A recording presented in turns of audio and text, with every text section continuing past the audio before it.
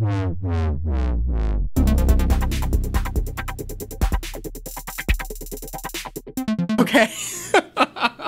Welcome to Hashtag General. I'm one of your hosts, Logan Studley, and of course joining me as always is Chris Akamura. How you doing, Chris? You meant Vera Formiga. Vera. Yeah. Okay. Didn't I say Vera? No, you said Vega. I said Vega. Okay. So yeah. You know, I just have graphics cards on the mind apparently. Yeah. I forgot Danny McBride's in the movie too. We were talking prior to broadcast. We were talking about Up in the Air, which I haven't seen. It's a great film. So I enjoy it. Yeah, Chris was regaling me with all of it when he couldn't remember the name of Vera Farmiga. Yeah, Vera Farmiga. Farmiga. Okay. That is basically going to be the entire entity of this show. Thank you for watching. Actually, no. Let's get some. Instead of doing that at the end, I'm going to just get some of the busy work out of the way. Sure. Housekeeping. Yeah. So next broadcast, so in 2 weeks, because it's Hobbit Day, and it just so happens that we broadcast on Hobbit Day. Hey. We're going to be bringing back some 640 by 480 with Battlefield Middle-earth 2. So which is a game I absolutely love. I will be fighting the darkness as some form of elf or human or something. Yeah, that's it. And then, date still to be determined, but we are going to be doing Oregon Trail 2 at some point. So not the Oregon Trail you are probably familiar with. But the one that Logan is weirdly familiar with. the one that somehow I played as a kid. Yeah. Is Oregon Trail 2. It's just an odd thing. It's just an odd thing, but I showed it to you. Yeah, and it looks fantastic. It's one of those things where it's just like, if you said, hey, what does a mid-90s game kind of look like? And I could show you a picture of Oregon Trail 2. And it's like, yeah, that's exactly what I was thinking. Yeah, because like Oregon Trail, the original Oregon Trail, ages actually pretty well because of its art style, like the pixel art and like the way that it's structured. Man, Oregon Trail 2 does not age well at all. It looks like garbage, but it's awesome garbage. It literally is like... It literally looks like, oh, this is something someone made in 1994. Oh, yeah. And it's awesome. Because it is something someone made in 1994. But, yeah, those are the 2 bits of housekeeping that we needed to get out of the way before we dived in. Is there anything else you feel like we should just chat about? We have exciting stuff coming down the pipeline. I know. We do have some exciting other things coming down the pipeline. But, yeah, no, I think I'm good. Yeah, so let's just dive in. And again... Star Wars at the top. So, we had our whole fun-filled, oh my god, there's too much going on at D23 broadcast 2 weeks ago. Right. Only for the very next day, we get the D23 teaser for Rise of Skywalker. Right. And I threw in an image, so spoilers, is it everyone. It is... is it the Rey thing? It is the Rey thing. So, James, why don't you throw that up? So, again... I already said spoilers, but holy shit, we got Dark Rey. Yeah, so like there's a lot of debate going on about what it is. If it's real, if it's like a dream or like vision shot, or like if it's a clone. Yeah, there's a lot of theories. In fact, we'll talk about that at some point in the future, you and I. But I think there's a lot of potential for lots of dream aspects in this Star Wars, but so I am not firmly entrenched one way or the other on where it is. But the thing I find cool is that people immediately started doing their remember this from Clone Wars and Rebels. The lightsaber design is either. I don't think anyone's confirmed, but it's based off the Temple Guard design that they used in Rebels. And so, like, that's something that a lot of people aren't realizing. So, in the lightsaber community, it's weird. I'm part of the. I know it's like the weirdest sentence. Hey, you got me to join the Graphics group Facebook, and I stare at all their stuff and go, "Man, I want to do that." But yeah, so like the lightsaber community, has been like now all about these switchblade lightsabers. Because of this trailer, and a lot of people were like, "Wow, how do people make these things so fast?" The framework of the switchblade lightsaber has been around since the Temple Guard stuff. Yeah, because I know it was we saw Temple Guard in Rebels, and the Temple Guards had these lightsabers in Clone Wars, but I don't think they ever like ignited them in Clone Wars. But Krell and the Obaran? No, there's an arc in Clone Wars where the Jedi General, spoiler, goes dark side. And the lightsabers he used are double bladed, but they also are like the folding ones, like this one. Yeah. So like we're seeing those pop up. A lot of people are like trying to think of the ways they work. My favorite clip so far has been someone that gifts the. They did some editing, and so when it flips out, it's like a switch. It's like a Swiss Army knife where like all these other things yes, I did see that one where it's the Swiss Army lightsaber. Yeah, it's literally so funny. Everything popped out, and it was that one was really. It's really good. No, I saw a GIF where someone literally was like was doing like a cut between the animation with the lightsabers and then Rey with the lightsabers, being like, "Holy crap!" Because that's something I have noted, and I think others have noted as well. Is I feel like Dave Filoni likes to troll the live action group by including stuff that he knows is going to appear in a future movie and including it in Rebels. Right. Because, like, the big moment in Solo where Han flips the Millennium Falcon around to knock the TIE Fighter down happened in Rebels. Hera does it in Rebels. And it's just like, there's little things like that peppered throughout Rebels specifically where it will happen, and then we'll get it in a trailer for the movie that's about to come out. And you know, given just the animation timeline, they must have known that this was coming for a while. And part of me feels like that is Dave Filoni trolling. It could be.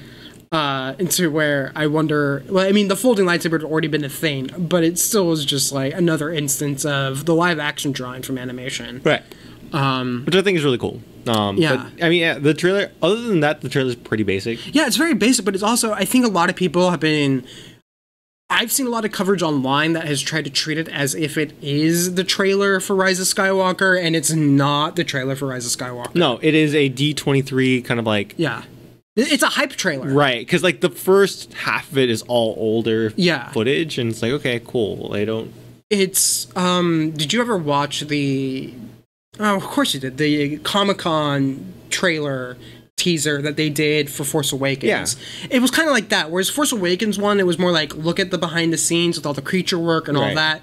This one's more of the hype of, we know the saga's ending, so let's do a trailer just about the saga, because if you showed that trailer, I think, to general audience right now, I don't know how well certain sections of it would play. Right. Specifically the prequels, because outside of the Star, even inside parts of the Star Wars fan community, outside of the Star Wars fan community, the idea of the prequels is they're not great. So I remember when I first started watching it, I was shocked when they went straight into the prequels. I mean, where they went into the prequels after the original with trilogy. The Disney acquisition, they've really started to push the prequels sort of back into the spotlight. Which I love. I think those movies get a bad shake, and like I think it was smart tactically. Right. They needed to push the original trilogy up front in the lead up to Force Awakens, and I think one of the reasons why, as much as everyone's like, "Oh, Force Awakens is kind of take on A New Hope," they needed to reassert that Star Wars could be like the original trilogy and not be like the prequels, for good or bad. Right. Just because the prequels never really played to the general audience after Phantom Menace. Right. But like even the stuff where, like, it's a weird example, but like the Battlefront 2 stuff where, dude, think of Battlefront 2. Think of before the snafu, before all this stuff went down, think of how many people were hyped for Battlefront 2 and like because of the clones. Well, like just before they even showed anything, think of like how excited everyone was for Battlefront 2. Then their first E3 demo, like the first time they're showing this game to the public, it's Battle of Naboo. It's a Battle of Naboo. Yeah. Like that's such a huge statement that A, they trusted that to carry them through to show what this game is, and then B, that Disney let them do that.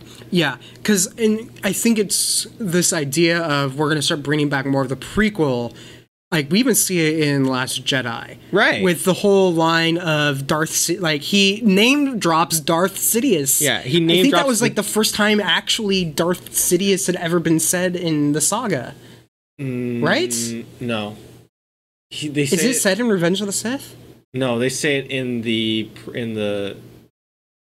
Oh, it is in Revenge of the Sith. Yoda says Darth Sidious, doesn't he? He confirms, yes. Yeah, he confirms Palpatine as Darth Sidious. But I think they say it in Jedi, too. I don't think it's said in Jedi. I think he's just the Emperor. Oh, he's just the Emperor. Yeah. Yeah. Okay. But Yoda does say it in Revenge of the Sith. But the fact that, to me, that said so much about both Rian Johnson as the writer and as this Lucasfilm basically going, yeah, we had to kind of step away for a bit just to convince everyone, yes, we can still do a Star Wars film that isn't necessarily like cutting out the prequels, right. But we needed to show something outside of the prequels for Force Awakens, but now we can start to bring all that back in, and I think as much as everyone wants to dunk on Rian Johnson, or it seems like everyone does, there's no way in hell that name drop was just random, and I think that is proven by some of the stuff that's been coming out with Rise of Skywalker. Right. But yeah, no, it was a good hype trailer for the fans. Right. I think that's the best way to put it. It was a good hype trailer for the fan base. But like honestly, if they didn't have that Rey moment at the end, it would be whatever. Yeah, no one would be talking about it if we didn't get that moment. I mean, there was still cool shots, but we wouldn't. But no one cares. Yeah, no one would have been talking about it if we didn't have Dark Rey. But one other bit before we go into the next bit on D23, because I don't think we talked about this when we talked about Kenobi. One of my thoughts is Joel Edgerton played Owen Lars in Episode 2 and Episode 3. Right.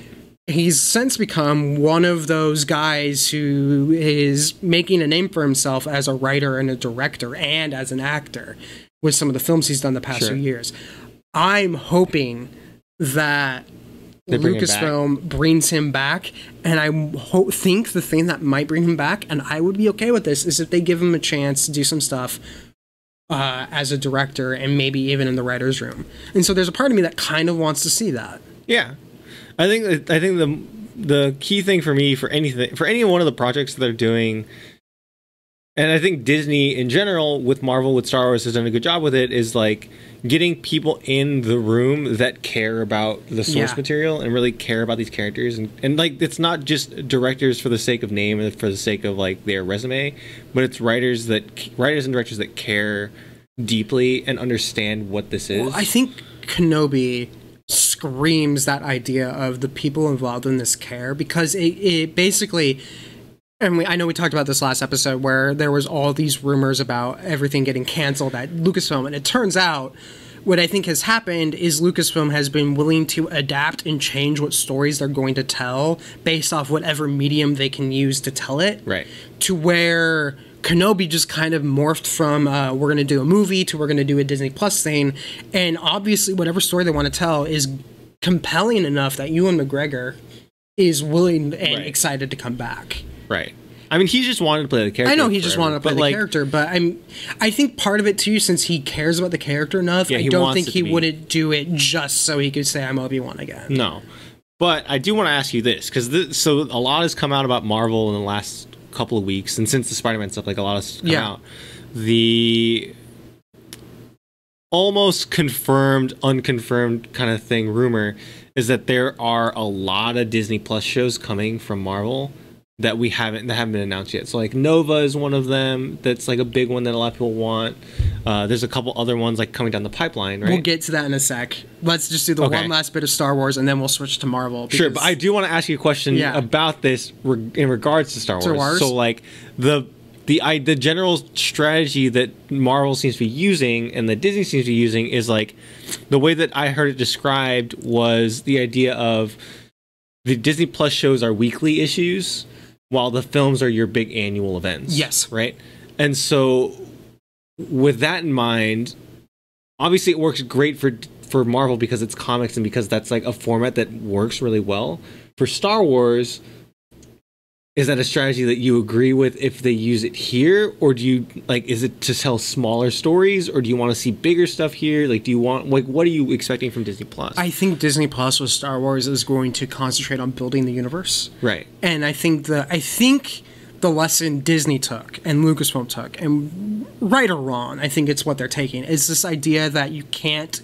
Star Wars is viewed by its fan base as special, and if you start doing too much Star Wars, or to where it feels like you are just trying to drum out stuff to get people to put butts in seats, right. People aren't going to show up. Sure. And I think that's what kind of hurts Solo. I think what's going to happen here is what they're going to do is tell the stories that aren't necessarily the big epic Knights of the Old Republic where you're going to want to go see that and make it a big epic movie. But I think some of the stuff that they've been hinting at and playing around with the idea of the Star Wars underworld, which we're kind of getting with Mandalorian, which was supposedly going to be set up with Solo. Right. I think that is going to be where they go with Disney Plus. So like this is something really interesting because if Disney Plus was out before, like if we had Disney Plus years ago, right? Mm-hmm. Obviously, Solo would have been a better served as a Disney Plus series, I think, right? Yeah. Right? I think what's interesting with Solo, and this is something I think Disney... And again, this is not saying... I actually enjoyed Solo. Oh, no, I love Solo. So, like... but I think that would have been better served to show Han, like, in a serialized TV format. I mean, wouldn't it be cool to watch? Like, I mean, we had young Indiana Jones. What if we had young Han Solo on Corellia? Yeah, that would have been great. But... what I think happened with Solo, and the reason why I don't think that would have happened, and I think they still would have gone with the film, is apparently, and this is something I think Lucasfilm and Disney did not do a good job sharing, and I think it would have really helped the Solo reception among the fan base, is Solo was greenlit by Lucas prior to the Disney acquisition. Right. A, and B, it had Kasdan before... Kasdan was signed on by Lucas to write it before the Disney acquisition. Right. And so C, when Disney bought Lucasfilm, one of the conditions that Kasdan had to help write Force Awakens was that Solo would get made. Right.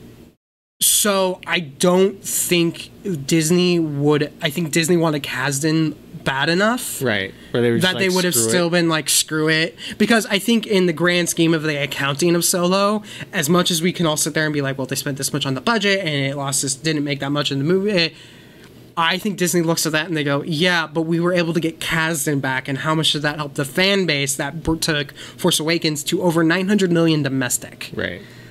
I think that is playing in Iger's equation. Sure. I can see that. So I don't think they would have necessarily put it on Disney Plus, or if they did, they would have been like, hey, Larry, Joe, do you want to show run Solo? Right. Then I could see it going to Disney Plus, but I think it would have been ultimately up to Kasdan if that happened. Sure, I can see that. But I think if I'm Disney, I'm pulling Emilia Clarke aside and going, hey, do you want to sign on for a series where you're not necessarily a regular, but you're a recurring role, or you're you're starring your own in this series? Underworld show. Like I'd be trying to line up all that stuff. I think God, I'm gonna mess up his name. It's Aaron Wright. No, that's the guy from Expanse. What's his name? That guy who played Solo in Solo. Aldridge. Aldrin. Aldrin something. Yeah, it's close to Aaron Wright. But I know Aaron Wright's from Expanse. But he's very good. He's very good. I know they signed him to 3 films. I'm sure he'd be happy to go back. Yeah. So he gets to play Han Solo, dude. You get to play Han Solo. I think what I think should happen, what I would like to see happen, isn't a Han Solo series right now.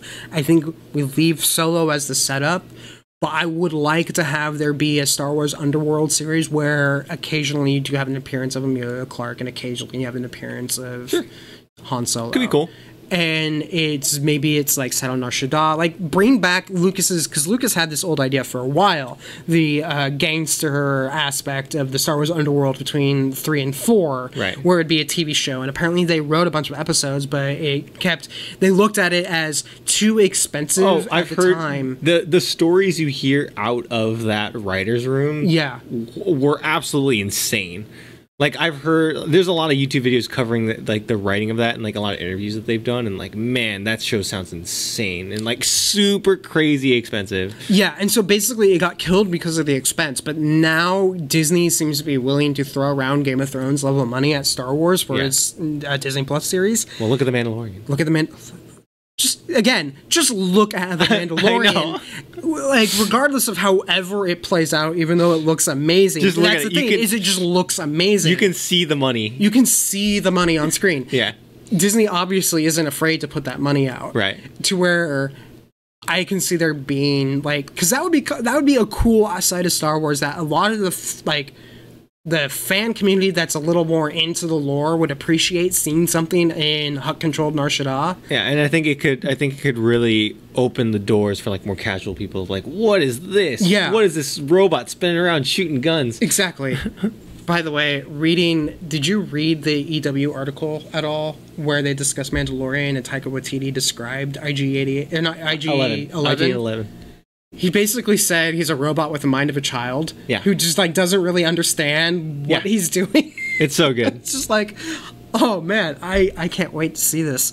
But yeah, no, I'm excited about what Disney plans to do with Star Wars. I think Lucasfilm and Disney probably see this as a saving grace because as much as the fan base has been, I guess, kind of pushed, the idea that Iger wanted to have Solo 6 months after Last Jedi, I think really did hammer home this idea that you can do Star Wars on a regular basis, but you just can't turn it into an MCU where you have 2 or 3 movies a year.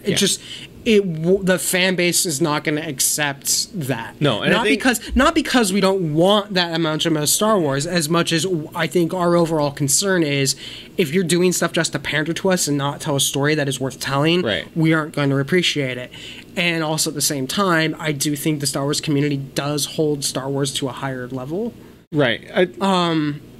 At least that's my personal take. They have I think there's just the expectations higher, right? Like I think the idea that like when you look at Marvel and Star Wars, and again, like I hate to pull parallels, but I mean they're both run by Disney, and so like you see a lot of parallels there. Yeah.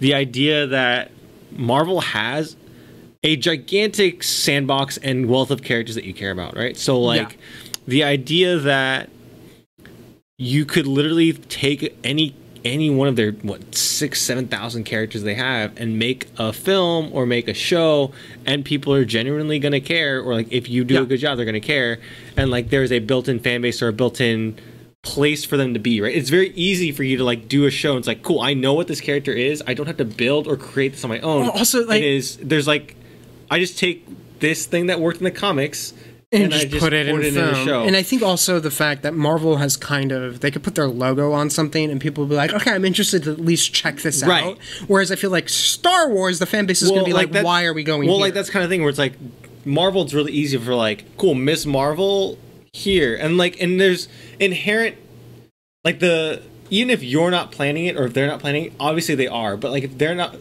planning anything, the fan base can go, oh, she did this in the comics, cool, they're planning this, they're going all the way here, we can see the path, right? Where Star Wars really doesn't have the wealth of well-known characters like that. Like no one knows Kip Duran, right? If you just ask the general public, they know Luke Skywalker and Han Solo. Who's Mara Jade? Right, and they're like, I don't know who anyone else is, and so Lucasfilm has a different problem in terms of like getting people to care about these characters, or like to see character arcs long term of like towards the future of where they're going, or like Marvel can just drop a character in and people will follow. Lucasfilm needs to be like, no, this is a story we're going to tell, and people will be like, let me check that out. Right.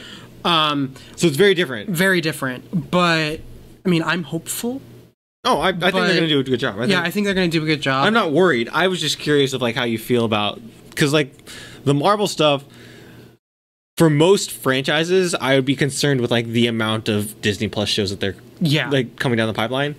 But because it's Marvel and because of not just their track record, but like the characters that they're bringing, like they're being very clever and very smart about the characters that they're bringing to Disney Plus, that I'm very excited to see where it goes. Right? Yeah, I think my one request though, because I know it already got turned into a manga, so I think it could totally be turned into some form of animation. So Lucasfilm, if you're listening, can we please get Lost Stars as a Disney Plus show?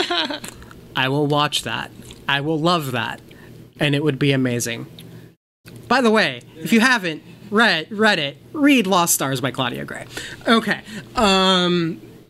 Gotta drop that one out there. It's arguably one of I did get back into reading comics a little while ago. I reread that Mad Fraction right after we talked about it that one time. Yeah, like, okay. I need to read the Hawkeye one you recommended, but I totally need to because I signed up for Comixology Unlimited just so I could get caught up on all the Star Wars comics that I was behind on.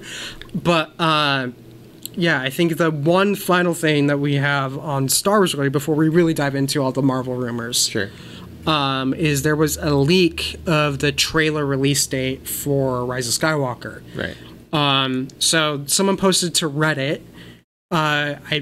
From my reading of it, it's either the person works at Regal or they knew someone who worked at Regal.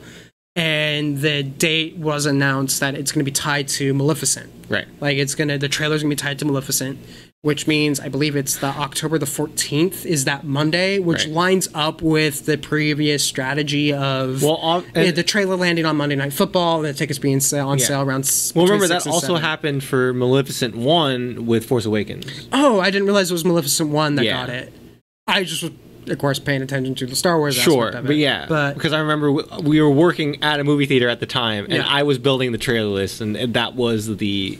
I also, as a side note, I remember working at a theater at the time and telling management, hey, rumors are coming up like months beforehand. Hey, rumors are saying Star Wars tickets are going on sale on X day. Should we start planning? Oh, we haven't heard anything. We'll take it. They didn't start actually building, I think, that schedule for ticket pre-sales until like the day before. I know. Because I was there for that. Yeah, that was... I do remember us, after closing, watching the Star Wars trailer the first night it was out before... Well, I think technically before we were supposed to be watching it. I think we were... Oh, yeah, I think there might have been a couple times where it just randomly got played, and that was the only thing that got played in the auditorium while things were closed. That happens a couple times. But I think the big thing here is just... that is our...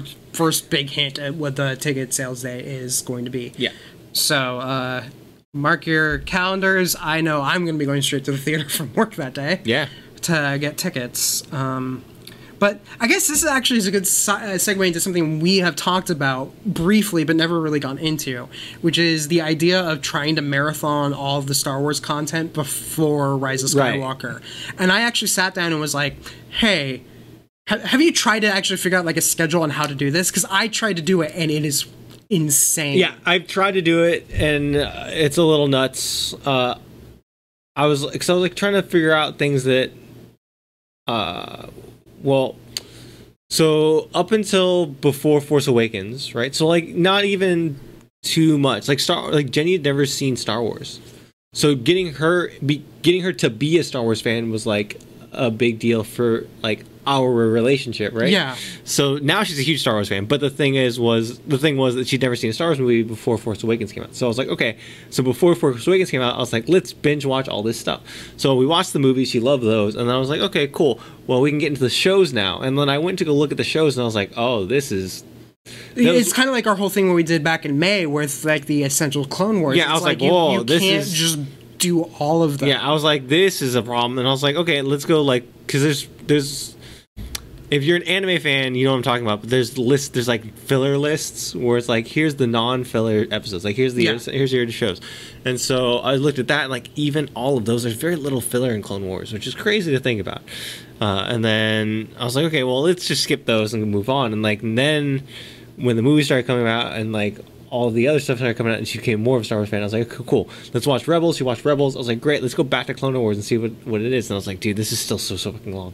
Yeah. And like now, even it's like 100 and something episodes. We're getting another season. And now like even now looking back on it, now it's like even more movies and even more shows and even more, like it's just so much stuff. I did try. I have a tentative like, what if I had people over to like watch Star Wars, because I think that'd be kind of cool to do it, like do a thing of it, having to keep into mind the fact that we have broadcasts for this, for hashtag general, all sorts of other stuff with like just life. I was like, how would it go to where you cover all the films, some of the TV shows if you can, and not like overdo it to where you're not doing like an 18-hour day or even like a 12-hour day if avoidable. And you basically, I built it out, and for that schedule, you'd have to start December 1st on that Sunday with the prequels and to start Clone Wars, and you're basically watching a movie or some TV episodes every Saturday or Sunday prior to the release. So for like that's kind of cool, 2.5 weekends, you would basically just have Star Wars. And admittedly, that's like my schedule, so that includes planning for like hashtag and all sorts of other stuff. So someone could do it in arguably a short amount of time, but it's still kind of one of those things to realize. It's like, that's like only like 6 episodes of Clone Wars and all the movies and no Rebels. And it's like, it still was like multiple weekends worth of time. It's kind of bonkers. That is bonkers. But there's just so much content. Yeah, there's just so much content. Not complaining about there being so much content. But it's kind of weird to realize that you almost now need to, because they keep referring to this as, the Skywalker saga. It's like, well, I guess it's worth it right now to try to put in as much as I can, but I think in the future it might just be like, you know what, we're gonna watch the Skywalker saga and not watch like Rogue One or Solo or Rebels or Clone Wars, just because it's 9 2.5-hour movies. The interesting thing, so like my favorite way to watch before Force Awakens, my favorite way to watch was I love Machete Order. Because it basically is, for anyone that doesn't know, it's what you watch 4, 5, and then prequels, and then 6.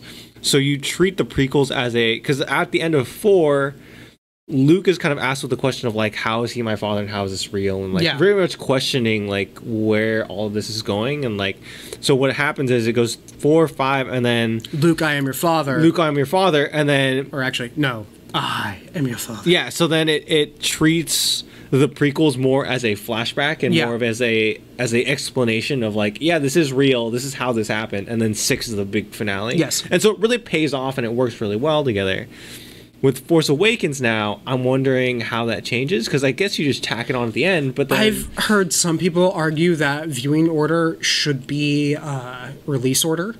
No, I totally agree with the release order. Yeah, we're to where it'd be 4, 5, 6, 1, 2, 3, 7, 8, 9. Yeah. Just because there's things I feel like for episodes 1, 2, and 3 that aren't necessarily requiring prior knowledge of 4, 5, 6, but definitely it helps to have that prior knowledge. The thing is with the prequels, a lot of the stuff that you need to know and a lot of the stuff that you like kind of miss out on happen in 4, 5. Yeah. So if you go Machete Order, so you go 4, 5, prequels, 6 really doesn't have any kind of reveals or anything, like hide any knowledge there where you would need the prequels need context for, or you need context for the prequels. So like it actually works really well. The thing with Force Awakens is like Force Awakens, Last Jedi really rely on the entire saga. So like you really need to watch those at the end, right? Yeah. So no, I know for my watch through prior to Rise of Skywalker, I'm going to do it in order. So 1 through 9, but 1 through 8, or 1 through 8, and then I'll go C9. But at the same time, it's like I think Machete Order still has value if you're introducing someone to Star Wars. But I feel like no one's really. It's become a question again of what should be the proper viewing order for Star Wars. But yeah. That was just something I figured. No, it's great. Good for us to discuss, but let's move on because I know we do want to discuss some Marvel stuff. So, Marvel, James. So, why don't you dive on into it? So the big Marvel rumor right now is that Nova's coming, and that's something that we've all kind of wanted. There's like some debate. I think I'm pretty sure it's gonna be Reed Ryder or Reed. It's not Reed Richards, but whatever. Yeah, the main Nova that we've known from the comics for a long time. And so that's super exciting. That's a character I want to see. I want to see him have a film, but like a Disney Plus show really fits his style more. Do you know about Nova? I only know of Nova from I think it's the Amazing Spider-Man cartoon. Right. So he's essentially he's a space cop. Yeah. Easy. That's like the easiest way to explain it, right? He's a space cop. So having him be in a show where he's just kind of taking on missions would be really cool. Yeah. So that's a good idea. There's a rumor of an Ironheart series, which I could see, and a lot of people are... I've seen that it's Robert Downey Jr. is actually the person pushing hardest for it. Yeah, so Robert Downey Jr. loves the idea of Ironheart. So Ironheart is basically, it's a character called Riri Williams, who's think of Shuri, but American. Yeah. And so she takes up the mantle of Iron Man under this new name called Ironheart. And so her AI, and she has an AI and stuff like that. Like it works just like Iron Man does. The rumor is that Robert Downey Jr. will be coming back as the voice of the AI, which is kind of the best of both worlds because you get his name back and you don't have to bring the character back, and you get sort of he just has to go to a voice booth low maintenance for Downey to kind of do it. So that would be really cool as well, and it follows their trend with keeping the Captain America, the legacy character names. The name matters, but the person isn't necessarily the same. Right. So like the idea of legacy characters is that so the name gets passed on. Yeah. And so in the current run of Avengers comics, it is Falcon as Captain America, it is Ironheart as Iron Man, and it is Miss Marvel and Spider-Man Miles Morales, and it's these new wave of characters. Very diverse cast, as you could possibly imagine, right? And so it looks like they're pushing towards that, or at least pushing towards a Young Avengers comic, because again, Nova is a part of that as well. So if they're doing that, then I could see them rushing towards that as their next kind of tentpole. But there's just kind of a lot of rumors out there, and some are confirmed, some are not, but it's like a lot of people just it feels like people throwing character names out there just to see what sticks. Yeah. But a lot of them have been confirmed. A lot of them haven't been confirmed. A lot of them are like, I've heard this, I've heard whatever, right? So like, there's a lot of back and forth. But the idea that everyone's kind of consensus is that the idea of that there's a lot of shows coming. I know, even if the only shows we got were the ones that announced at Comic-Con, everyone would be saying, wow, look at all the shows we're getting from Marvel. Right. And then we got more shows announced at D23, and we're like, holy shit, is Kevin Feige just doing whatever the hell he wants? Well, and then now we even have rumors going, oh, no, there's more. Right. So the idea, I think, is obviously you want to have them, give them room to breathe. But I think they're following this weekly comic format where it's like, they're going to start doing 2, maybe 3 show releases a week for each show. Honestly, like this is going to be insane. I'm all for this. And one of my reasons I'm all for this is because to go back to what we talked about, where the idea of where Star Wars, I look at Star Wars as having a stronger character appeal. Right. I think part of it is the fact that Marvel films so far have been so driven by the plot, right, that we haven't really been able to sit with the characters. And that's why having these weekly releases, I think, could be the thing to where, because we've talked about this idea of whether or not Marvel is going to have like the idea of staying power, where if Marvel stopped today and the last thing they put out was Endgame, and then everyone's like, okay, saga over, would people still care in 20 years? And it's like, well, I don't know. But it's a valid question. I think doing something like this, where there's going to be the chance to have more in-depth character building and smaller characters, while also still having the headliner tentpole films, I think that might help that issue. Well, I totally agree. And like what you're saying about sitting with a character, the thing is that we got to know all these characters. Like we all care about these characters, but it took 20 episodes to get to that point. Right. The idea, though, that I love is like this is why I always talk about that first Captain America film, and like everyone shits on that first Captain America film. Yeah.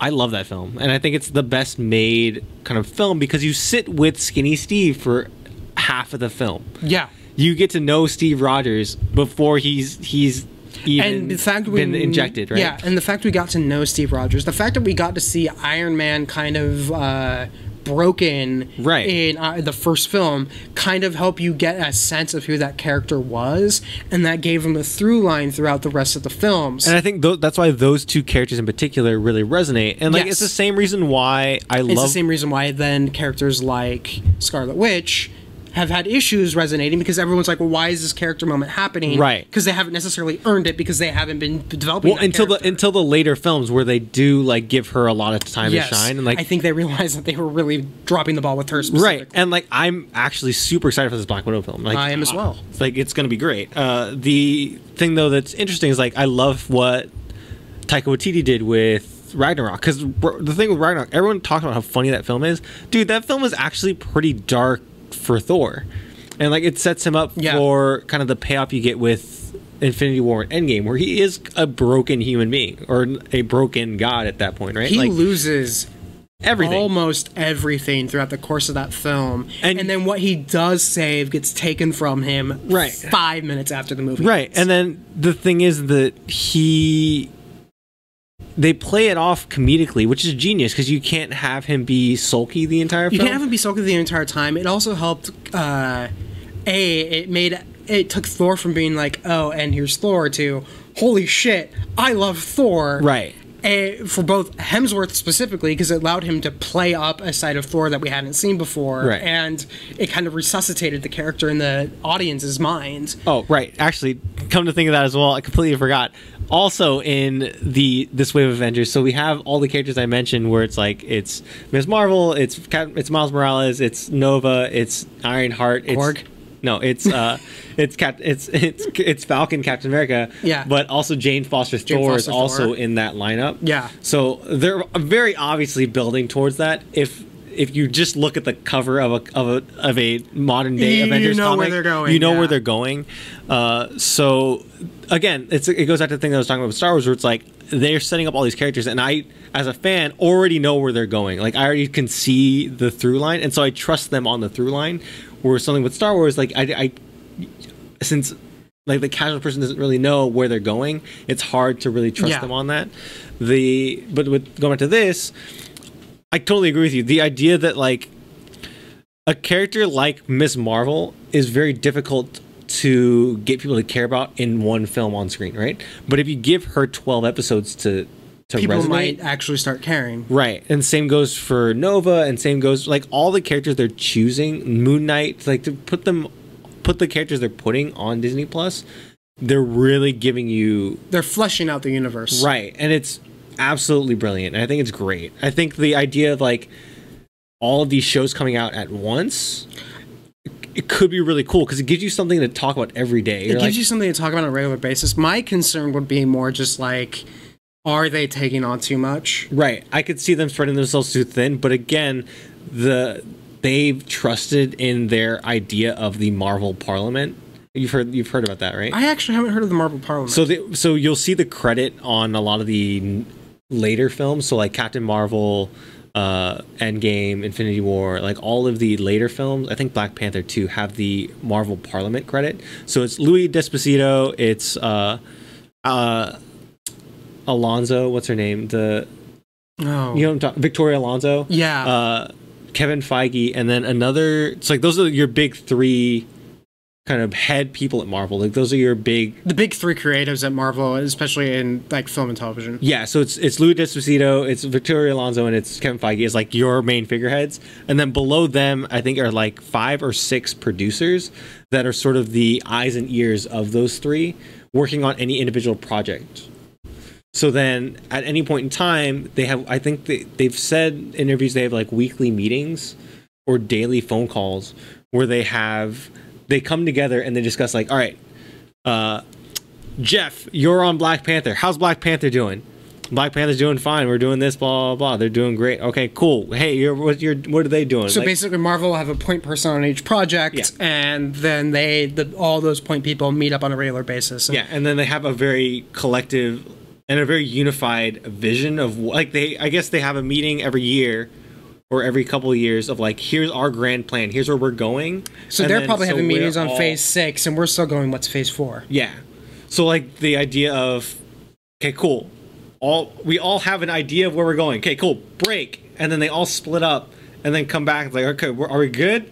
Great. And then they keep building on this thing. And so it makes the Marvel Parliament is by far the most important part of that entire ecosystem that they've built. And I think like as long as they have that, and as long as they're treating them all the same in terms of the projects, and obviously the TV shows are going to have a little more frantic of a production pace. Yeah. So that's going to be a little bit more difficult. But I think like as long as you're trusting in your process, I think it's fine.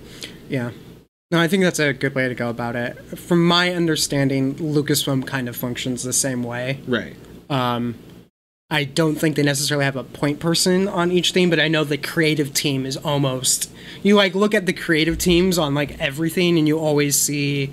Oh, God, what's their head of art at Lucasfilm? Forget his name, but he's always... Like anything. Is it the Asian guy? Yeah, it's God. What's? I know. Have you listened to him like talk? I know who you're talking about, but yes. Yeah, it's just one of those things where he talks about his art, and I'm just like, I wish I had like a pinky's worth of your drawing talent. Well, dude, it's the thing that's crazy too. Is like and this is what. So Variety did a series of really great videos on Marvel. So they sat down with Victoria Alonso and one other producer, one of the other Parliament members. To talk about the Marvel process, and it's like a 15 to 20 minute long video where they go through the whole process of like how film gets made, which is great. And then they have another one where they sit down and they talk to Marcus and McFeely, the writers of Endgame, Civil War, Infinity War, whatever.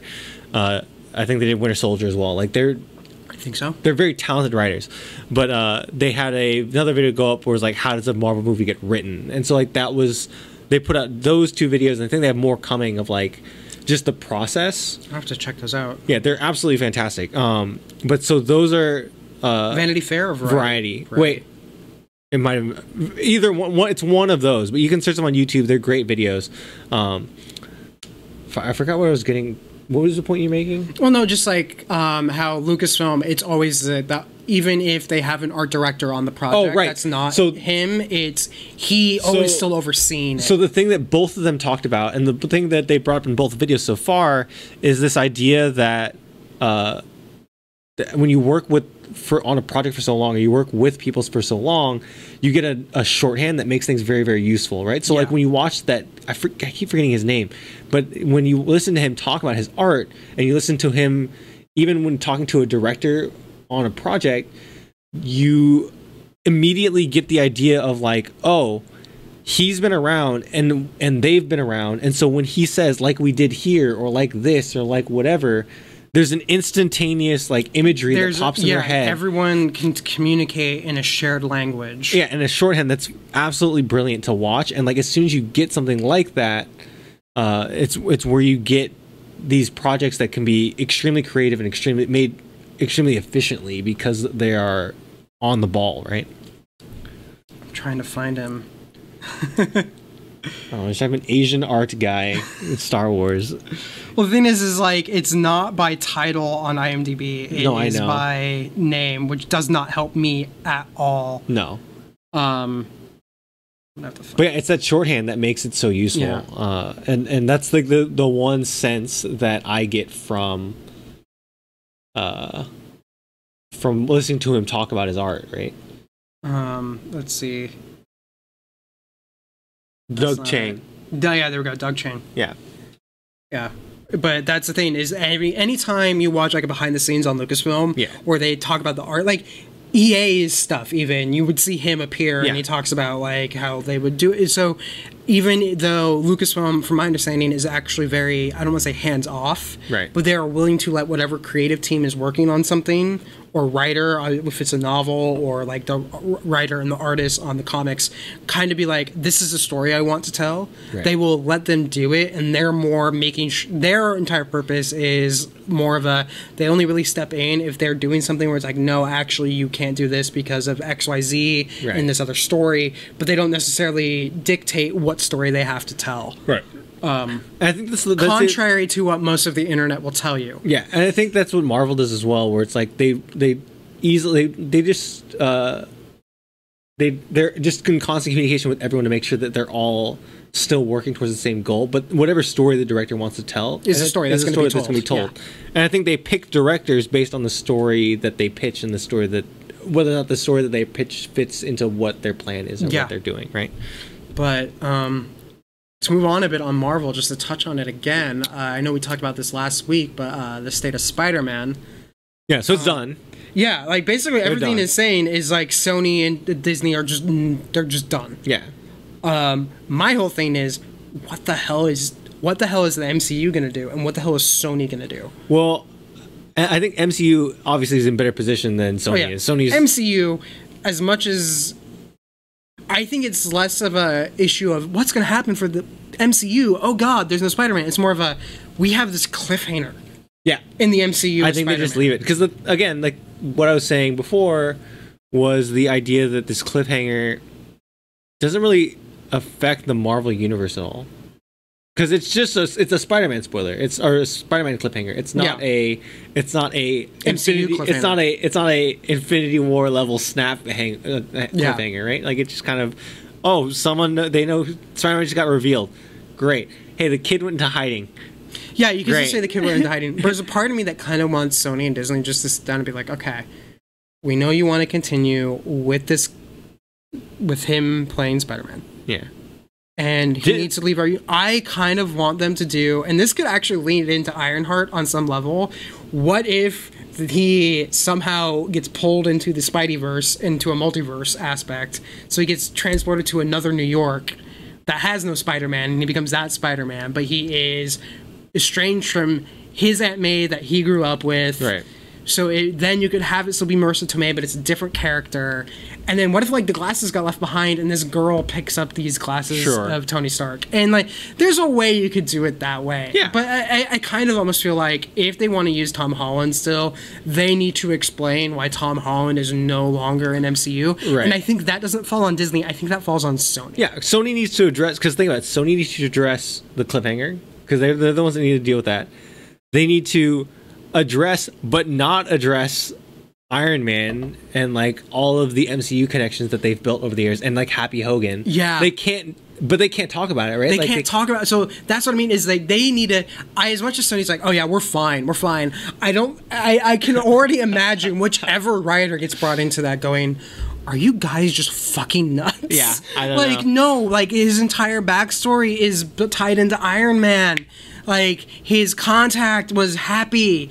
Like, his aunt was dating, like, Tony Stark's, like, best bud. Like, you can't just be like, everything's fine. Like, because everyone who goes in to see that Spider-Man movie is, if they aren't paying attention, which could very well be the case with some aspects of the general audience, isn't going to be happy that Happy isn't there. Yeah. It's just...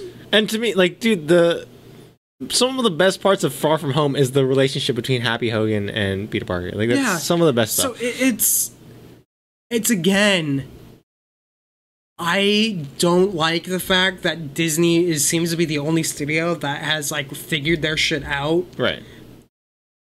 I don't think Sony, as much as they think they have figured their shit out, I don't think they've actually figured it out. No, they have not. And which is frustrating, because, yeah, it'd be great if they didn't need to have an MCU tie-in and they could just do Spider-Man, but it almost feels like Sony's whole aspect is, well, we resuscitated Spider-Man from that snafu of Amazing Spider-Man, so we don't need MCU. And it's just like, yeah, you know what? You don't need MCU to do stories. You can do your whole Spider-Verse thing, but if you do it with Tom Holland, everyone is immediately going to be trying it to the MCU in some way and is not going to accept a studio half-assed explanation. Like, you need to literally remove him from MCU in some way, shape, or form.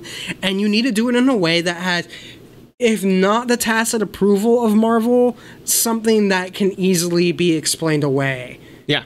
And you need to be willing to let Marvel explain it away in their films without you getting all pissy. And at the same time, Marvel needs to let you break him away without getting pissy that there's going to be some form of tie-in in some way, shape, or form. But it's like, as much as Feige can say, we did our 5 stories, we're glad with what we did, like, this wasn't a clean break. No. And the fact that it isn't a clean break, again, there's so much going on with MCU that Marvel can kind of just keep walking on, and everyone's not necessarily going to forget it, but... Okay. But yeah, conspiracy theory time. Yeah. Do you think that Marvel, to a certain extent, had the cliffhanger in there to make it harder for Sony to break away? Here's the thing about that. And Sony and screw them if they did break away.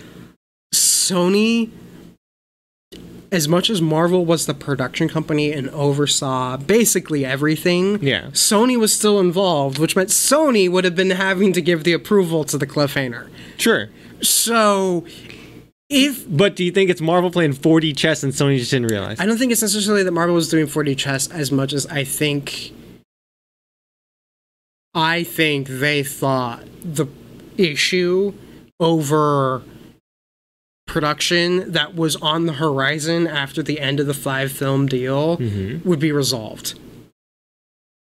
Whether or not someone sat there and probably said what you did, it's like, well, this also helps because, we've set up what the next story should be. I don't think the nefarious aspect of it was the reason they did it. Sure. I think it was more of a, well, we think this is going to get resolved. Let's plan as if it's going to get resolved. So the next Spider-Man movie is this idea where his identity has been revealed and he's kind of on the lam. But yeah, I don't think they did it on purpose like that, but it definitely does not help Sony. No, not at all. That's how it ended. It makes it so complicated. It makes it incredibly complicated and just not a great situation for Sony. No. So let's move on though, because as far as we know, it's dead, and until we hear otherwise, Spider-Man is no more in MCU. Yeah. So let's move on to TV. Is it TV? Okay, here's my reason I threw it in TV, because I think this is going to be a little bit of me on a soapbox. Oh, God. The way people watch content anymore has changed over the past decade. For your daughter, would you say YouTube is her TV more than TV? I think we need to start acknowledging that internet video falls more into a TV realm than it does into like a film realm. Sure. And I don't really want to discuss it, but like I shared this article with you from Adweek, the idea where now esports is starting to figure out their viewer numbers. Very interesting article, by the way. Very interesting, but basically, quick rundown. Esports audience numbers are now going to be calculated by Nielsen the same way they would baseball or hockey or basketball or football. So that way advertisers would look at the viewer numbers for League of Legends or Overwatch, which, by the way, were not as low as I expected, but still not great. But still terrible. Still horrible. But that way, when advertisers look at it, they're actually getting like a one-to-one comparison as it would be for regular broadcast. Which makes it very dangerous for something like Overwatch League, where it's like, before they can kind of not fudge the numbers, but they could talk about the millions of views. Right. Whereas now it's like 400,000. Right. 300,000. Yeah. But that's my rationale for what we're going to discuss under TV is that I think we need to discuss stuff like YouTube and Twitch and these other things that are regular programs that aren't necessarily done by a traditional media outlet. I think that we need to start referring to them as another form of a television. It's just we don't watch it necessarily on our TV, even though Twitch has apparently just put out finally an Apple TV app. Right. So talking about this issue before we get into it, I know quite a bit about this topic, and I need to be very careful at what I'm about to say. So if you want to, that's fine, because I don't know a lot of the behind the scenes details, but the reason why I think it's interesting, because it again speaks to why I think internet-based broadcasts need to be viewed as television, is that Ninja signed a deal with Microsoft to broadcast and stream on Mixer. Exclusively on Mixer. So this happened around time of Evo, so it's been about a month. It's been about a month. It got dropped from our last broadcast topic list because last broadcast topic list was holy shit, there's way too much stuff on here. So this is an interesting topic. Now, what do you know? I just know what's public. Okay. So I just know he signed a deal. I know there's one of the reasons why it got attention recently, and the reason it got thrown back on the list is because there was some talk over whether or not he has a programming edict from Microsoft because he streamed pre-release gameplay from Gears 5. Sure.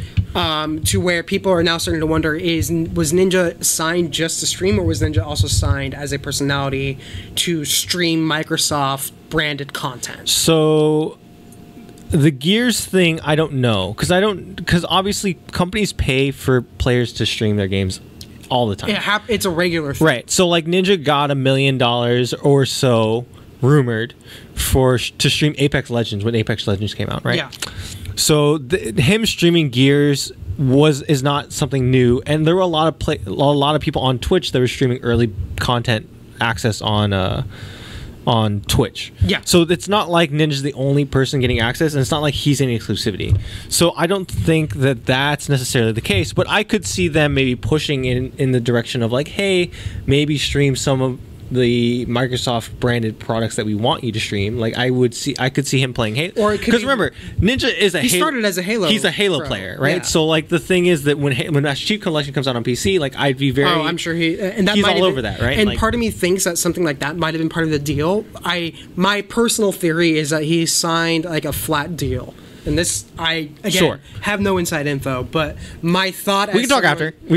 But my thought as someone who has followed the film and TV and entertainment industry is he probably signed a deal where it's like you will stream exclusively on Mixer when you broadcast for X amount. But you can have in that deal of if you decide to broadcast like exclusives, we will give you like a bonus. Yeah, so I have a feeling that he probably did get some form of financial incentive to stream Gears from Microsoft, but I highly doubt that there's an edict from Microsoft saying he had to stream it. Right. So you're spot on. I can confirm you're spot on. That's like so he was given a flat rate. The rate, everyone's kind of iffy on what it was, but it's somewhere in the range of around 30 to 40 million for I don't know how many years. But and again, it's like to my whole thing, it's like these are deals that you would normally hear about in mainstream entertainment broadcast. So again, we need to stop thinking of Twitch and YouTube as just the kids playing around. So it's the new thing. This isn't the first time Mixer's done this. Mixer's done this with a lot of other streamers as well to kind of pull them over. And I know Twitch has started to up their game. They pulled a couple of people off YouTube. Right, but with the same idea. The interesting thing though is like the thing people underestimate is the stickiness of Twitch's audience. So what? Stop touching the mic. Oh, sorry. The stickiness of the Twitch platform is super interesting. Yeah.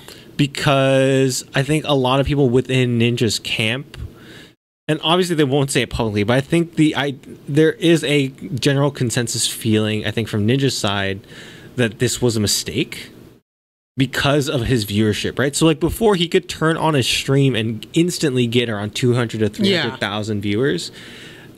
His introduction stream on Mixer got around that, and then now when he goes live, he gets around 21 to 30,000. That's a huge major drop off, which isn't good for him and his visibility. And the thing is that like his merch is selling really well. It hits at every Target I walk into. You walk in and see Ninja merch. That's fine. That's great. That's fantastic. The weird thing though is that what happens when he's on Mixer for a couple of years? And like, do people just forget? Because the thing with Twitch is like everyone, it's like a channel, right? Like if someone leaves ESPN, I'm not gonna go. Like chances are, I'm not gonna go and watch unless you really like the personality. You're not gonna follow. I'm not gonna go follow them. I'm just gonna watch whoever comes up next on ESPN, right? So it's like, okay, great, fantastic. The weird part though is like, and we saw this with I called this out when it happened because this happened with the Call of Duty community. Do you remember this a couple of years ago? Yeah, you talked about it. I don't know if we talked about it on the stream, but the idea was that MLG was for a long time the main people that did Call of Duty tournaments, and they ran Call of Duty World League and stuff like that, right? The idea was that hey, we have this new platform called MLG TV. We're going to compete with Twitch. And so all of our tournaments are going to be run there. And hey, if you're signed to a Call of Duty team that signed with us to compete in these leagues, you're also exclusive to Twitch. So the entire Call of Duty community moved to MLG TV, and including Nadeshot. And that's what killed the Call of Duty community. It really did. And then when Nadeshot came back to Twitch, he instantly became one of the top Twitch streamers in the world. Almost overnight because of the platform of Twitch. Yeah, Microsoft is trying to build their own. The only way this works is if you pull the top 10 to 20 people and give them all these deals. And again, the deal that they're giving Ninja, if it doesn't work out, is not going to be worth it in the long run. No, it's not. So I think this is a lose-lose situation for both parties. The way it's going now, obviously it can change, but like the way it's going now, I don't see it changing because you're going to get you should get your big numbers in the beginning, and that hasn't happened. Yeah, because I think Microsoft's hope, because what happened for me is, I mean, I don't watch Ninja. Sure. But you should, he's great. I do know that the moment that switch happened, I went, okay, maybe I've been sleeping on Mixer. And so I downloaded it to my iPad. Yeah. Still haven't watched anything. But I think that's kind of maybe Microsoft's hope, is if by pulling Ninja, they might be able to start actually generating growth. But when only Ninja, where it seems like what's happened, and I think this might be the ultimate problem, is like we use Restream, which means this is hitting like Facebook and Twitch at the same time. We could also hit YouTube at the same time, but it's just made YouTube issues. It was a low back end issue for me, to where it just was a pain in the ass to deal with the broadcast footage at the same time. To where I was like, screw it, we're not broadcasting to YouTube. But it is possible to broadcast to Twitch and Mixer. Sure, not if you're a partner or a big name streamer. Yeah. But I know like there are some other streams where they have like a Twitch stream and the Mixer stream too at the same time, where they're I know I first noted it with Paradox, the game developer, because they apparently had started streaming their dev streams to Mixer at the same time, and it was just like, okay, apparently Mixer, they think it needs to be a thing, but it's, unless they actually pull over, like you said, all of the people that people are paying close attention to, it's not going to go the way they think. And the thing is that even if they do, people just come up. Like, Ninja's great. I love watching Ninja, but he's not special in the way that you would think of, like, okay, Ninja's not on, cool, I'll watch Shroud. Like, it's not the way that Twitch works and the way that streaming content works. It's not like, oh, hey, my favorite show's on, gotta watch. It's, hey, I got time to watch something. Yeah, exactly. What's on? Oh, Ninja's on. Cool. I'll watch Ninja. I'll watch Ninja. Oh, hey, Shroud's on. Cool. I'll watch Shroud. Oh, hey, Pokemon's on. I'll watch her. I'll watch her. Hey, well, you know, whatever. And like, it's just whoever's on gets the view. And you know, it's not. Obviously, they all have their own schedules, but I'm not going to plan my day around Ninja's streaming schedule. Yeah. Right. Like, it's not. And the thing too is like the general strategy that I've noticed for a lot of the streamers is that they will stream live to Twitch and then they will upload it to YouTube, so they're getting the double revenue stream. Right. Or they'll like do highlight. They'll have an editor go through and make highlight videos of the video that they just, or the stream that they did, and then put it up on YouTube. Yeah, exactly. So. Like, where yes, you're going to get revenue from subscribers and any tips or anything that happens live, but you also have the additional revenue of there are going to be people who just watch you on YouTube. Yeah. And you can monetize the video. Yeah. So it's a weird market, and like I think Mixer's trying to force their way into a market that they don't quite understand, which is terrifying because that's a lot of money they're throwing. Terrifying. They're throwing a lot of money, and it's Microsoft, which is, again, when they do it right, you get the Xbox. When you do it wrong, you get literally almost everything else Microsoft has done, like the Zune. Yeah. Like, and that's the problem. Is Mixer going to be a Xbox, or is it going to be a Zune? And spoilers, it's going to be Zune. It's going to be a Zune. So, hey. Yeah, no, it's just more, the reason I brought it is more, it's interesting that Ninja has become bigger than just gaming. Right. And that's why I think streaming gameplay and YouTube and all that, it'd be easy to just say, do another like hashtag Twitch, but it's like, no, I think and again, we need to start viewing this as what it is. It's interesting as well that Ninja's become larger than gaming because it creates a false perception of like how big a star Ninja is, because in the gaming world, he's a well-known person, but he's not that much higher or on a pedestal above like Shroud or like anyone else. He's just another guy. Just somehow he's the guy, or like Dr. Disrespect, through. right? Yeah, like exactly. He's not like Dr. Disrespect. I think has more clout, like gaming clout, in sort of general gaming circles than Ninja does. It's just a matter of. I feel like Ninja's the guy that you tell people who maybe know that game streaming is a thing. Yeah. He's the name they might know. Whereas if you want to talk to people who actually follow it, there's a reason why Dr. Disrespect is in the ads for Call of Duty. Yeah. So I don't know. Yeah, just again interesting. Figured it would be worth discussing briefly. Yeah, absolutely. But let's move on. Let's finish off today with some games. So, Nintendo Direct had some interesting announcements. It was one of their best Nintendo Directs. I haven't watched it. I just was like looking at coverage. Yes. So why don't I put on my note here is literally notes for me to remember everything they announced, not like what I thought you would talk about. So like the Overwatch thing, they launched it with the Overwatch thing, which is kind of cool. I mean, it's Switch coming to the Switch. It's great. It's fine. Whatever.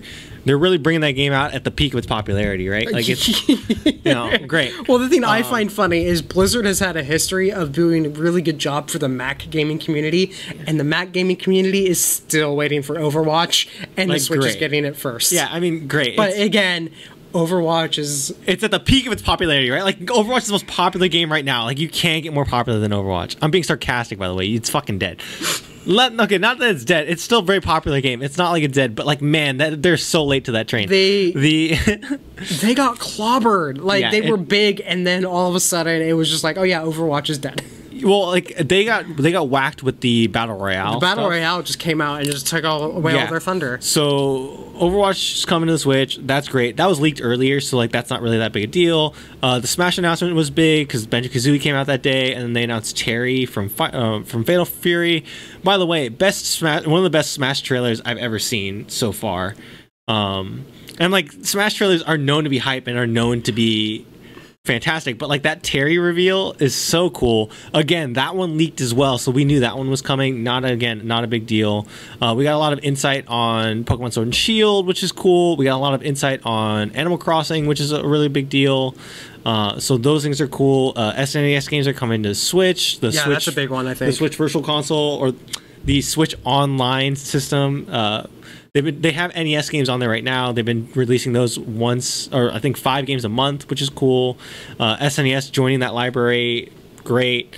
Again, like I feel like because I was looking at all the announcements, because the only other one I caught my attention was more because this game has been something I've been wanting to get, and I just haven't got yet with Divinity Original Sin 2 coming. That one's an interesting one because they're doing cross-save. Yeah, they're doing cross-save, so you can play your Divinity game on the Switch and then continue it at home on your PC. Yeah. Which is incredibly smart. Well, I think, to me, even more so than cross-platform. Like, so cross-platform is important, and I think like a lot of companies have been pushing for cross-platform. To me, cross-save is the more important thing, and like that's what Bungie's doing right now with Destiny. Yeah, so that's been a big thing that they've been working on with Destiny that is getting a lot of attention, is the fact that you are no longer bound by which console or platform you started on. I'm a huge Destiny player, but like I have it on PC and I have it on Xbox, and I don't, like, my accounts don't connect to each other.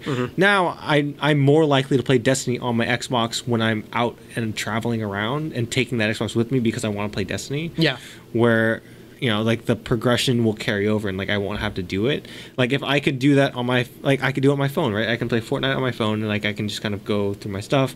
Dota Underworld, same thing. Like I can play, like it's working so well with cross save. I think that's the more important thing than cross-platform. So that's a big deal that it's doing cross-platform. It's super huge, a big deal there. But the thing, my whole thing of looking at this announcement, I didn't feel like there was a major tentpole. This is the thing from Nintendo Direct. No, it was just a general like, oh, everything here is solid and good. Yeah, it was everything they announced was solid, and it also is kind of helping push the whole fact that we keep talking about is how the Switch is becoming such a just great platform. Yeah. That it's becoming increasingly more and more interesting and valuable as a platform to use and look at. Yeah. To where it's just like, we've talked about it. I abandoned consoles probably about like a decade ago. Right. Or almost a decade ago, and went fully on PC just because I tended to play strategy games and stuff like that, or RPGs or anything where a controller isn't necessarily going to be the best way to play that game. Sure. And a lot of the stuff that they announced with Switch, I just keep going. It's like, this might be the thing that gets me back, just because I could just lay down on the couch and play and not necessarily have it hooked into the TV. I could just play wherever. And it's a very interesting device. And all the stuff they announced, I'm like, it just helps push that narrative. Right. And the thing with Overwatch, again, going back to the cross-save thing, like, dude, if Overwatch did cross progression, like, Overwatch is the perfect example of a game that I don't want cross-platform for. I don't want, if I'm playing on a console, I don't want to play with PC players, right? Like, that's a huge disadvantage for me, right? Well, I think you showed me you must have been the one who showed me the clip of where, like, PC players playing Halo Reach. Yeah. So, like, so the thing is, like, the Overwatch cross-platform thing is a bad idea. Like, don't do that. But I would play it more on my. I would buy it and play it on Switch if it was cross progression. If it was like linked to your Blizzard account, and you got all that. If my PC stuff and progression and like level and skins and everything I've earned transfer over and to my console, and I can earn all my stuff there and then transfer back to my PC and like go back and forth, that would be incentive for me to buy it. Right now, I'm not going to buy Overwatch on my Switch because I play on my PC. But like if all that cross progression happens, then I'll buy it. Just to have to like fool around with every once in a while I'm sitting there doing whatever. It's the thing where it's like, if you are a major gamer, this is probably not going to be your first platform of choice. No, but it is definitely the one that you get to augment whatever system you're on. And it's just, that's a great place for Nintendo to be in. Yeah, but Nintendo's been in that space. I think that's when they messed up with the Wii U, because the Wii was like that. The Wii was definitely like that. The Wii was like that, and so everyone had a Wii, and then it was a matter of like, do you have a PC, Xbox, or PlayStation, and then of course you have a Wii, like stuff like that, right? Wii U was not like that, and that's where their sales numbers are so low. And then now they're back into that space. Back in that space with the Switch, right where they need to be, and the Switch is just so fantastic. It's so fantastic, and it's so crazy to think about how it's like, if Microsoft announced it, everyone would be like, what is this underpowered piece of shit? Yeah. Yeah. It's just, Nintendo is really good at taking what we'd consider older hardware and just delivering an experience. That was the thing of like, I think everyone talks about it where it's like Microsoft and Sony are just like head-to-head competing with each other, and then Nintendo's just over there like being the wacky uncle toy maker guy of just like, do weird shit over here. Like, come look at us do weird stuff. That Sony and Microsoft, they're gonna have the cool shit that's really expensive, and you're gonna be like, oh my god, I want that. But then you're also gonna look over at your uncle and be like, but I wanna like hang out with him. It's true. It's true. Yeah. So no, it just was like, again, Nintendo Direct. It wasn't like, oh man, there's something that's a really cool thing that they announced. But it was just also like, this platform is just really solid right now. Yeah. So, yeah. Damn you, Switch. You're really compelling. Let's move on to Cyberpunk 2077. Yeah. So they released the walkthrough on YouTube. Yeah, so this is, from the way you described it, this is cut down from the E3. It's not, because the E3 run-through is, 45 minutes? Yeah, so this is around 15. So they cut it down a little bit, but it is basically the footage that we saw at E3. We saw, at E3, they showed us both of the walkthroughs. They bounce between the two walkthroughs and the shortened down thing that they released on YouTube, but they show the full walkthrough of both parallels in the E3 demo. I remember watching it and just being like, I have no clue what I'm going to play. I have no clue how I'm going to play it. Yeah. I just know this game looks just so fantastic. That's kind of the wonderful thing about this game is like, I'm going in with zero plan, and I'm just gonna go in there and like take me. Yeah, take me. You know what? That sounds cool. Yeah, let's do it. And watching this walkthrough, I watched it twice. Yeah, like I immediately just hit like whatever button I did and started it over again because it was so fascinating to watch. Like, again, like you get the hints of, okay, there is some craziness going on in this story, but just the idea of the gameplay as well, where it's just like, you can do it this way, or you can do it that way, however you want. And we're in the middle. Yeah, and it's just like, this is so just cool. So April, I know what I'm doing that weekend. Yeah. I should double check our schedule and make sure we're not broadcasting that weekend. Yeah, it's the game's gonna be special. And like the thing I keep trying to tell people is like, because everyone, when I remember I came out of E3 and I was like, that Cyberpunk demo was absolutely insane, and everyone's like, calm down, it can't be that great. And it's like, no, they did this and this and this and this, and they're like, you sound crazy. I was like, no, just wait. And then they release this, and everyone goes, holy shit. Yeah.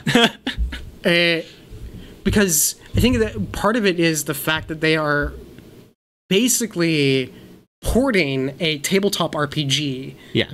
That has no class rule system. Yeah. Or it has some class-ish rules. And a basically limitless open world because it's a tabletop game. And they took that to heart. Yeah. When they made this game. And it's just like, oh, this is what we've been building to in RPG gaming for decades. Oh. Yeah.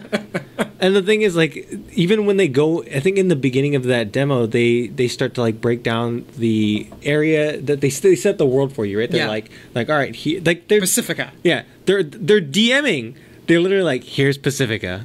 It's like where it's like it was built to be the travel destination for the city, and like it kind of honestly, if the game kind of went to shit. And if the game did that, I would be okay with it. Yeah, that'd be really cool if like you enter an area and you get like that same voice. And they're like here are the two major factions in this area, and like they came from Haiti because of the thing, and like all this shit, and you're like, dude. They just DM'd me. Like, I feel like I'm playing a tabletop. Because they're releasing a new version of the tabletop, Cyberpunk Red. Yeah, and I know there's been some gameplay that's already been out there. Polygon did a video. I still need to watch it. Yeah. It's like the only reason I haven't watched it is I'm like, oh, I'm gonna watch this, and it's 2 hours long. 2 hours. I was like, oh, I will watch this when I have 2 hours. But I know like the base, because if you play D&D or anything like that, there's like the starter set, right. or now they have the essentials kit. But this is basically that for Cyberpunk Red. I forget what its exact title is, but that's the only thing out now. The actual core rulebook isn't out yet. Right. But I've been thinking about picking that up just because it's just such a cool world. Right? Yeah, it just seems like a really cool world to explore. And so yeah, the walkthrough was just really cool to watch. Yeah. I've never seen anything like this game. I can't wait to play this game. Yeah. Two other bits of news. I didn't watch... before we go into the little bits of news, I didn't watch all of it. I had it in the background while I was working on something else. The QA. Was there anything in there that you think... No, it's just more of them talking about like what you can do and like their favorite stuff to work on and story points and like the attention to detail. So the thing that I want to say is go to NoClip. NoClip did a documentary. First off, they do fantastic gaming documentaries. But they did one on CD Projekt Red, and they cover the history of that program or the history of that studio, and then they go into like a 3-part, 3-hour-long thing about the making of The Witcher 3. And the attention to detail that they have for that game and the way that they worked on The Witcher and the attention to detail and like the way they crafted that game and the way that they built The Witcher, you can feel that. First off, the people in the documentary were the same people on the couch. Yeah, I think you can feel the love and attention that they gave this game. That's what comes across in the QA. Yeah, I think I'm only about 20 hours into Witcher because I'm still needing to finish Witcher 3. But I know just by playing it, I get this amazing sense that I've only scratched the surface. Oh yeah. And it's... The game opens up... Well, I'm not going to spoil it, but it opens up at a certain point and you go, holy shit. Yeah, so it's kind of just like... feeling like... It's really weird to know that I'm only like 20 hours in and I'm only like just... Yeah. All my knowledge is very surface level, and knowing that and getting a sense of that is crazy. Yeah. And I have a feeling Cyberpunk is going to be the same way. Yeah. I mean, Cyberpunk's a little different because we know like, okay, the city has 6 districts. We know like blah, blah, blah. So we know kind of like the lay of the land per se. But like, man, this game's going to be huge. And it's gonna take over. Yeah, the 2 final bits of news is something that did break. They announced over Twitter that they already have confirmed that DLC is in the works. Yeah, it's going to be free. Yeah, which is great. I know. I don't think were Blood and Wine They're and all free. Were they free? Yeah. Yeah. Okay. So Witcher had no paid DLC. Witcher was all free. Yeah. So same thing with Cyberpunk. But they also have confirmed it won't be available at launch, and it probably is going to be after, it sounds like, the first DLC. Right. But there will be a multiplayer component to Cyberpunk 2077. Right. I'm curious. I'm curious if they go competitive. I'm curious if they go like the GTA Online route. And I'm probably GTA Online route. Yeah, I'm thinking it's going to be like GTA Red Dead route. Mm-hmm. Which is smart, because like just walking around that world with my friends would be cool. Yeah, just walking around that world with your friends would be cool. I wonder what they're going to do is if they do what GTA Online did, where everything takes place before the events of the game. Yeah. Or if they're going to be like, no, your story is complete by the end of Cyberpunk 2077. This is in the same universe. Yeah. But it continues that story. Is it going to be... My question on this is going to be, when you dive into the online aspect of Cyberpunk, is it going to be they continue the story, but the story is never static to where, like, if you enter in... I don't think they would do any kind of story stuff. Yeah, it's like, are they going to do story stuff? Are they not going to... like? Well, I mean, the way GTA works is all mission-based. Right? Yeah, it's all mission-based. So, like, very easily, they set up the idea of fixers, right? They set up the idea of people that just hand out jobs and, like, kind of run the back end of things. So you think it's going to be something like that? Yeah, I could see a thing where, like, I'm just walking and I can go, like, cool, I can pick up a quest from that guy if I want to, or I can go over here and pick up a quest from this And I guy. guess the cool thing they can do then is if they could rotate stories and quests so it's always fresh. So it's something different. So it's like, okay, hey, Tuesdays, they do these heist runs. It's cool. I can do that on Tuesdays. Because I know it's like that's like the Destiny model too, right? Yeah. Like Destiny does the same thing where it's like, hey, Thursdays, like you run raids on Thursdays. Okay, because it's like the curse of a story-based MMO is always that everyone is learning the same story, and so you can't actually change the world. Yeah. And hopefully, if they do it the way you suggest, that way they sidestep that entire issue. Because otherwise, it would be like... I think it would be like a letdown if they tried to do any sort of narrative and it didn't actually impact how the world worked in the game. Yeah. I'm curious at how far they take this, because again, you can go the full Destiny route and it's like, hey man, we got this heist coming up. You need 6 people to do this heist. And then it's just a raid, like Destiny 2 style raid level. But also the simple fact that there's no class-based structure in oh man, think about it. Since there's no class-based structure in Cyberpunk, you could sit there and be like, here's the op we have to run. And then you could sit there and with your buddies and be like, well, we could do it if we want to just strong-arm our way in. Yeah. We're netrunners. We don't have that. We need to find some muscle. Yeah, and then you need to, like, recruit. Yeah, you need to recruit, and it can make a really cool element to that, where it's not, oh, we need a... insert class in here and be like, no, we just need a guy who can do X, Y, or Z. Yeah. Which is honestly how real shit would work. Yeah, it'd be really cool. Because then you could also be one of those scenes where, oh man, we're going to do this run, but we know we're really weak, but this guy's like the best hacker on the server. Yeah. That's where you go, that's where you get like, that's where you go on Reddit, you have subreddits of like, looking for blah, blah, blah for this thing. This could be really cool. Uh-huh. But it also doesn't mean I have to actually beat the game in a timely manner. Yeah, man. Before the multiplayer comes out, I will have to beat Cyberpunk. But yeah, no, I think that does it for this episode, yeah. Yeah. So James, I guess we should just roll credits. As always, please like, share, subscribe, do all the fun things. Show notes will be on our website later this week. Still a bit of a backlog, but I'm almost completely caught up to where right now, today at some point, our episode from when we did our D23 coverage will be live later today.